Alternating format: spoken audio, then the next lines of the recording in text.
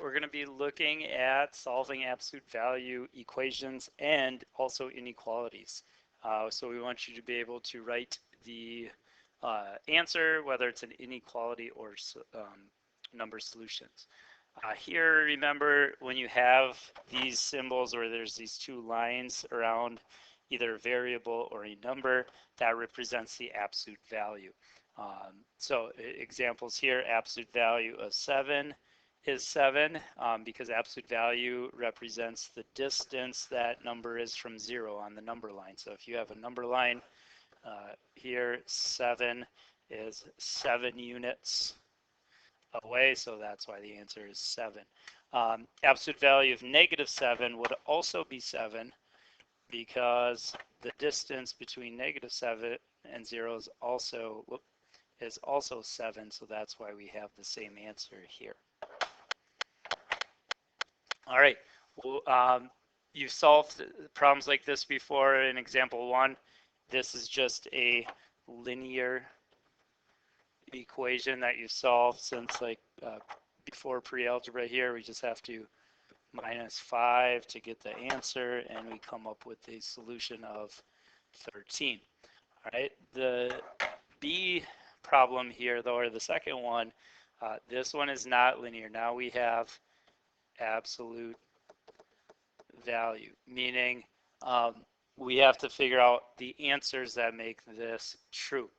One of those answers is going to be, just like we had over here, 13, because if we solve this the same way, we end up with 13 as an answer. That is one solution, but there's a second solution for this, because not only does putting 13 make this true, but if we remember from the last slide, whatever would make this absolute value sign equal -18 would also make this equal 18. And so not only do we have to solve where this equals +18, we also need to set up an equation where we set this equal to the opposite of that, -18, because absolute value of -18 will also end up equaling 18. So to solve this one, we do the same as we did before, subtract 5, but this is going to give us a second answer of -23.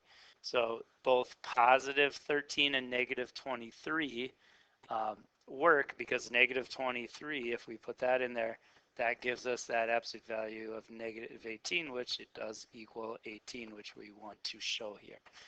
When we list the answers out, you could do it separately like this, or we could write in our set notation here of -23 and 13 are both solutions here.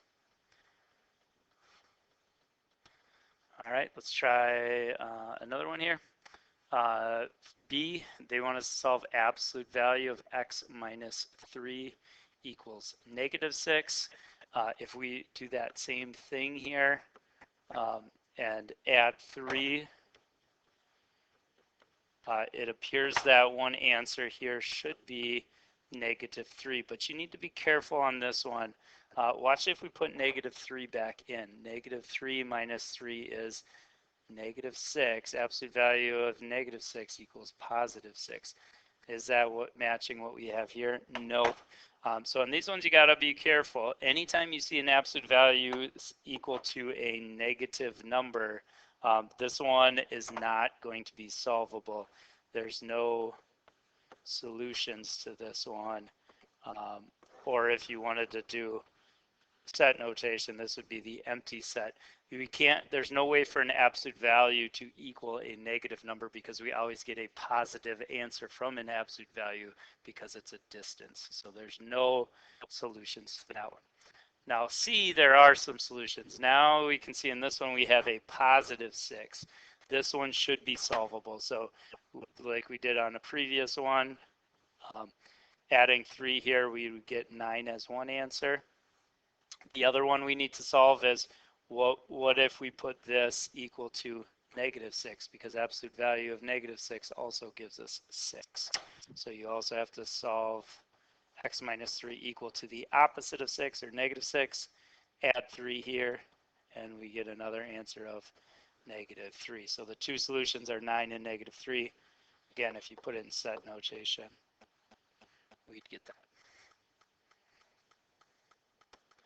All right, if you're solving absolute value inequalities, meaning we have less than or greater than signs, similar idea in that we're going to have to solve with two different ranges here. So one way to solve this one, 3x minus 1 is less than 5, is to actually just solve that out. Here we would add 1 and divide by 3. We're dividing by a positive, so we don't have to change anything with the direction of the symbol, and we get that x has to be less than 2. That's part of the answer. Numbers less than 2 make this true. For example, if we put in 1 here, 3 times 1 is 3, 3 minus 1 is 2. Absolute value of 2 would be 2. So is 2 less than 5? Yeah, that's true. Any number we put less than 2 should make this work out. Just to show you, if you put a number bigger than 2, say we put 3 in here, 3 times 3 would be 9. 9 minus 1 is 8. Absolute value of 8 is 8. Is 8 less than 5? No. You can see that the numbers on the other side are not making that one work out. So I think the thing we have down there is true, but there is more answers than just what we have. You also have to check the opposite of that. Meaning if you think of like on a number line here, things that are less than 5 away, if this is our 3x minus 1, we just found things that are 5 away here. Anything less than 5 on that side would work, but also numbers over on this side would also be less than 5 units away from our 3x minus 1. So we have to check the other side of that. So what we do to check the other one is our 3x minus 1. We need the opposite number, so negative 5. What's going to make that negative 5? But because we're checking the other side of it, we want to be less than 5 or greater than negative 5 away from that to make the other side work. So you have to change, you need to change this, and you need to change this when you're looking at the other side of it. So you got to change both. That's the one that's going to be different from 3x minus 1 less than 5. So to solve that one, add 1. That's going to make that negative 4. Divide by 3. We're dividing by a positive number, so nothing changes. So then the other part of this is that we have to be greater than negative 4/3. So if you do put a number less than 2 and greater than 4/3, somewhere in between there, this should work. For example, if we pick a number less than negative 4/3, like negative 6, this inequality doesn't work. Even though it's less than 2, negative 6 isn't going to work here. So watch if we put negative 6 in there. If we times those, that's negative 18. Minus 1 would be negative 19. Absolute value, that's 19. Is 19 less than 5? No, you can see if we get a number too small that's less than 2, it doesn't work. So your numbers have to be between these two. So to write our solution now, we could write that in inequality form. So we could write that as a compound inequality, meaning x needs to be less than 2, but also greater than negative 4/3. So that's our answer in inequality form. If we write it in the interval notation, it would be parentheses, because we're not counting 4/3, 4/3, comma 2. So that would be interval notation for the same answer.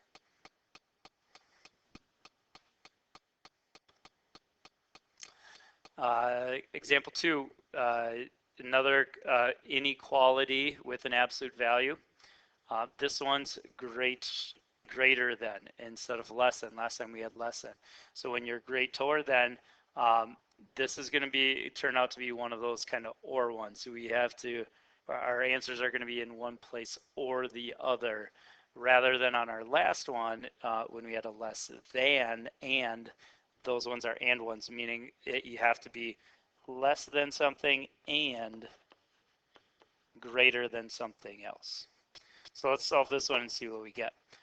First one, same idea. You can solve the one that just looks just like it. Here, minus 84 from both sides. And doing that, we're going to get negative 65. Divide by a positive 5, so we don't need to flip the sign. And we get that x has to be greater than negative 13. But there's another part to this as well. So what we have to do for the other one is do the same thing. We got to find the one that looks different. You got to have the opposite value over here, so negative 19, but then you're comparing it from the other side, so we got to flip the symbol around. If we solve this one, we should get the other solution. So again, minus 84, but this time we're subtracting it from negative 19, so we get negative 103. Divide this by 5, and we get that x is less than or equal to negative 20.6. So in this one, if you would graph this out on a number line, you can see this or thing we're talking about. Negative 13 is going to be somewhere here. Negative 20 is less than that, so that's going to be over here somewhere. We're greater than negative 13, so greater than or equal to, that's that way. We're less than on this one, so less than or equal to would be that way. Notice we're not in between, where our answer is either here or here. So that's one of those or ones. When you're writing this one, if you're writing it in the inequality form, we would just write an or in between those two because they're separate. If we write this in the interval notation, then we'd union these together.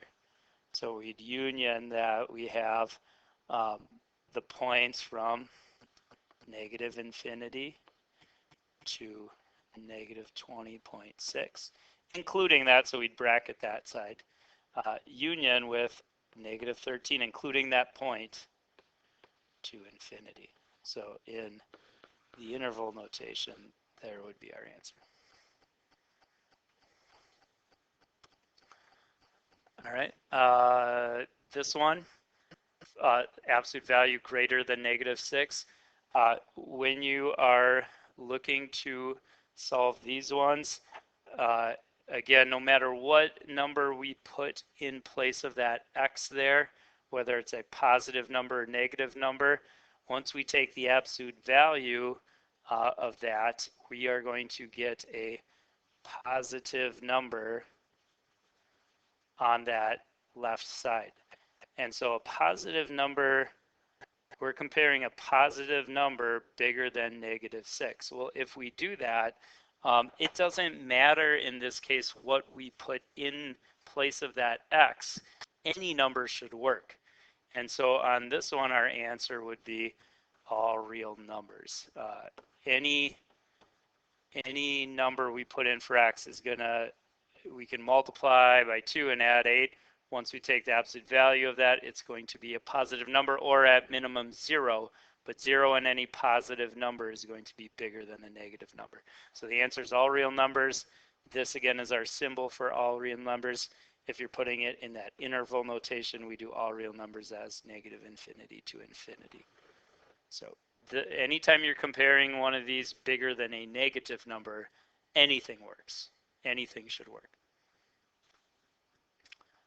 If you're comparing an absolute value and it's less than a negative, that's a different story. Because remember, this side is going to either be 0 or a positive number. Can you have a 0 or a positive number being less than negative 8? No, it's not going to. 0 positive is greater than negative 8. So in this case, this one has no solutions on this one. No solutions. You could go empty set if you wanted. there's not going to be anything that makes this one turn out to be true. So greater than a negative, then it's all solutions. If it's less than a negative, then you got no solutions. All right, your turn here. Pause the video, try both of these out and see what you get. All right, let's see how you did when solving the first one here. If you just solve the regular linear one, you'd get that x has to be greater than 8, which is shown here on the graph. We also need to solve the opposite, so 2x minus 7. We want the opposite of 9, which is negative 9. We also need to switch that sign to the other way. And then if you solve that one, we get that x has to be less than 1. That's shown here on the graph. This is a greater than 1, so our answer's here or here. So when you're writing this solution out, you want to union those two different groups together, so negative infinity to negative 1 and 8 or the values from 8 to infinity. On the second one, this is a less than, so this one's going to be one of those and ones, meaning our answer is going to be between here and here. Solving the one, you get x is less than negative 2/3. Again, you got to switch to the opposite number and opposite sign on the other one. That one solves to x greater than negative 2. So if you graph them out on the same one you got there, we want the intersection on this one. We want those overlapped points, so points that are there and there. So that would be all the points between negative 2 and negative 2/3. So hopefully those ones came out for you and you did pretty good there.